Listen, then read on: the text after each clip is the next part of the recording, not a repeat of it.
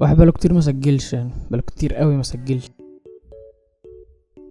انا كنت بنزل فيديو على اليوتيوب ازاي.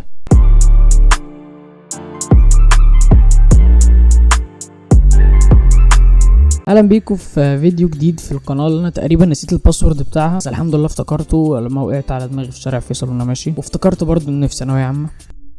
كلامنا النهارده عن حاجه انا بحب اعملها جدا وبحب التفاصيل بتاعتها وبحب كل حاجه لها علاقه بيها، وهي الجرافيكس. مش الجرافيكس اللي بتتعمل في الافلام المصريه، لا خالص. الجرافيكس من وجهة نظري هي مصطلح بيتقال على اي منتج مصنع ببرنامج، اي منتج مرئي، حاجة مرئية مصنعة ببرنامج على الكمبيوتر. في برامج كتير جدا والموضوع ده يطول شرحه. برامج الجرافيكس بدأت من 1973 برنامج زي سوبر بينت، بعد ما ابل نزلت الماكنتوش في 1984 ادى انطلاقة كبيرة لبرامج زي بيج ميكر اللي هو برنامج برضو للجرافيكس نزل في 1985، وبعد كده الستريتور في 87، فري هاند في 88، واخيرا فوتوشوب سنة 90. الجرافيكس بتكون في البانرز اللي في الشوارع، اليوفط اللي بنشوفها، مشويات ابو محمد والحاجات دي، واجهات المحلات والشوارع والاعلانات، يوفط الاعلانات اللي بيقول لها المانشيتات، برضو الحاجات البيلبوردات الكبيرة دي، تصميم المنتجات زي مثلا البطاطس والمشروبات الغازية. احنا مش هنقول اللي هي ايه لان احنا دلوقتي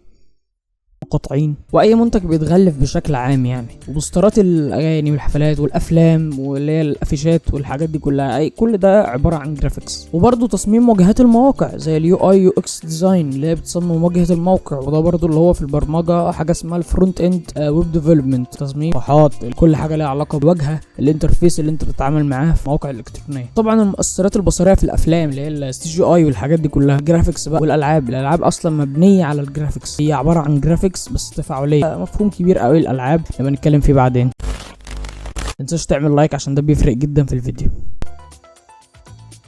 نتكلم دلوقتي عن تطور الجرافيكس. الجرافيكس اصلا بدأت في الاول كانت تتخيل كانت اداة بس بيستخدموها العلماء في الجامعات وكده، كأداة تصورية يشوفوا بيها الافكار اللي في دماغهم، الافكار اللي عندهم يعرضوها على شكل جرافيكس، يعرضوها في صورة مرئية. في فترة الستينات والسبعينات، معلش انا اسف بقيت ناشونال جيوغرافيك فشخ، بس معلش يعني كملوا.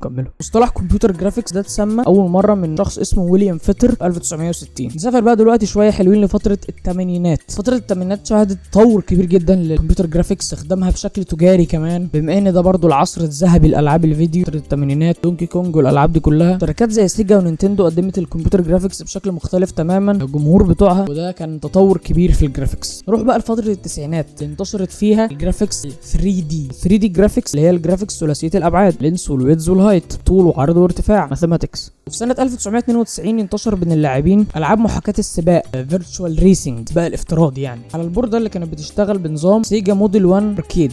موديل 1 اركيد دي كانت بورده بيتصنع عليها العاب كتير زي العاب الفيرتشوال ريسنج والالعاب ال 3 دي اللي كانت مشهوره في الوقت ده. سنه 1995 بيكسار عملت انجح فيلم انيميشن ليها تقريبا، وهو توي ستوري. بالمناسبه توي ستوري هو اول فيلم معمول بالكامل بالسي جي اي. طبعا مش هتكلم عن نجاح فيلم توي ستوري وعن اللي عملوه بعد كده في 2022 في فيلم مش هنقول اسمه برضه يعني، بس ما علينا. بعد كده الجرافيكس استخدمت بشكل كبير في مجال السي جي اي في السينما، انتشرت اجهزه الالعاب واتطورت لحد بقى ما وصلنا للبلاي ستيشن 1 و2، اكس بوكس اوريجينال اللي نزلت بعديها كلها. الجرافيكس دلوقتي بقت شيء من اساسيات اي منتج او اي بيزنس بتفتحه. اي حاجه موجوده لازم يكون ليها هويه بصريه، لازم يكون لها لوجو، فونت معين بتستخدمه، كلر باليت، الوان بتستخدمها في ديزاينات، اي حاجه لها علاقه بالمنتج ده. انت ببساطه هتعلن عن المنتج، فلازم اي اعلانات جزء اساسي منها هو الجرافيكس. بل الاعلانات اصلا بشكل كبير دلوقتي اعلانات السوشيال ميديا اللي موجوده قائمه على جرافيك ديزاين، وده اللي هو اسمه السوشيال ميديا ديزاين اللي هو بقى مشهور دلوقتي بشكل كبير. وهي ببساطه شديده التصميمات السوشيال ميديا دي عباره عن تصاميم بتتعمل الوان جذابه ومتناسقه مع بعضها بتعلن لمنتج معين. الجرافيكس معانا عموما من اول اغلفه منتجات السوبر ماركت لحد افيشات الافلام والبرودات والالعاب وكل ده. ازاي بقى تخش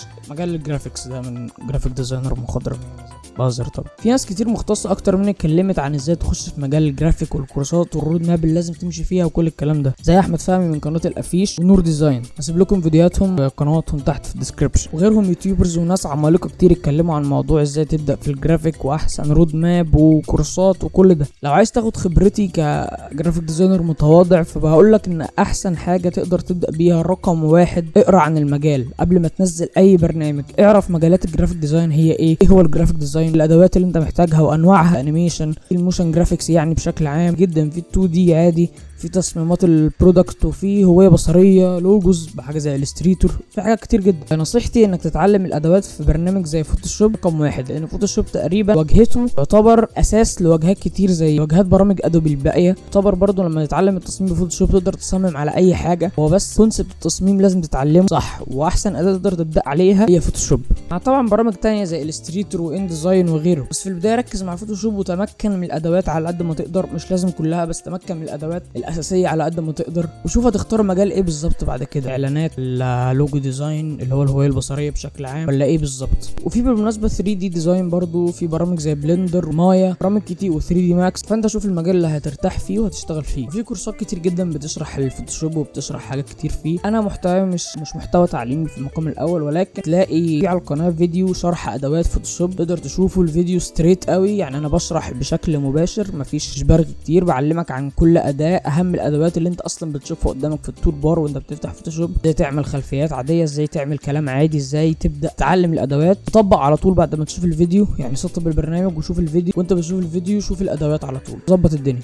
وفي فيديوهات كتير جدا على الانترنت، يعني مش الفيديو بتاعه هو اللي هيقول لك ازاي تتعلم فوتوشوب، بس انا حاولت اعمل حاجه، بس في فيديوهات كتير جدا شوف اللي ترتاح معاه وابدا. كورسات طويله، في كراش كورسز. نصيحتي في الفوتوشوب، انا ما اقدرش اقول لك نصيحه، بس انا نفسي برتاح في الكراش كورسز اللي هي مثلا ساعه وشويه، فيديو واحد ساعه وشويه مثلا، بس انت براحتك. في كورسات بتبقى حلقات طويله، شوف كل ده موجود على اليوتيوب. اليوتيوب هو اصلا في ناس بتقول عليه اليوتيوب اوبن يونيفرسيتي او اليوتيوب يونيفرسيتي، لانك هتلاقي عليه اي مجال له علاقه بالكمبيوتر تلاقيه موجود على اليوتيوب بنسبه 90% مثلا. شكرا لوقتكم، ما تنساش تعمل لايك، وما تنساش تشير الفيديو مع اصحابك، وما تنساش تظبط الدنيا. فيديوهات كتير جايه، فيديوهات مختلفه بقى بشكل عام، بس فيديو حبيت اتكلم فيه عن الجرافيكس وكده بما ان ناس كتير بتسالني على الموضوع ده. شير الفيديو واعمل لايك وسلام.